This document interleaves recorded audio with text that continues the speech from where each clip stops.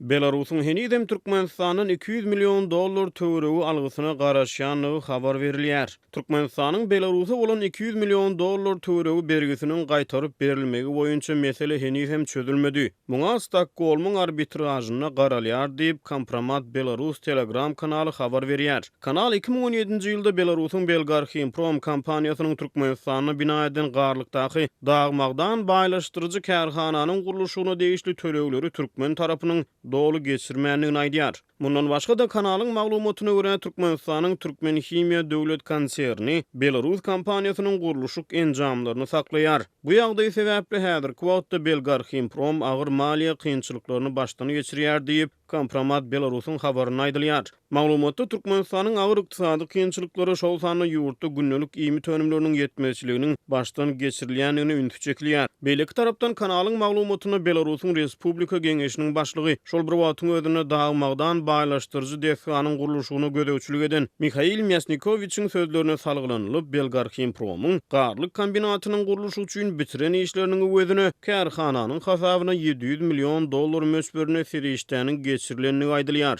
Ýöne ekspertler Belarus kompaniýasynyň guruluşy üçin zerur bolan käbir materiallary öz bahasyndan 3 esse gymmada satyn alanlygyny anykladylar diýilip habarda aýdylýar. Ýa-da garlykdaky dagmagdan baýlaşdyrjy toplumy Belarusyň Belgar Himprom açyk paýdarlar jemgyýeti gurdy. Türkmen Himiýa döwlet konserni we Belgar Himprom açyk paýdarlar jemgyýeti bu kombinaty gurmak baradaky şertnama 2009-njy ýylda gol çekipdi. Onuň guruluşyna 2010-njy ýylda girişildi. Kärhananyň ulunulmagy berilmeli möhleti bir näçe gedek ýyla süýşürildi. Munyň bilen baglykda taraplar ýeri gelende birek aýyplady. 2018-nji ýylyň 5-nji noýabryna geçiren hökümet maslahatyny Türkmenistanyň prezidenti Gurbanguly Berdimuhammedow garlyk dagmagdan baýlaşdyrjy toplumyň işinden nägile boldy. Prezident ýurdun senagat pudugyny gödäwçilik edýän şol wagtky vice-premier Kerim Durdumuratow bu toplumyň işi bilen baglanyşykly meseleleri oňuň çözmek üçin halkara arbitraja degişli resmi namalary taýýarlamagy we ýollamagy tapşyrdy.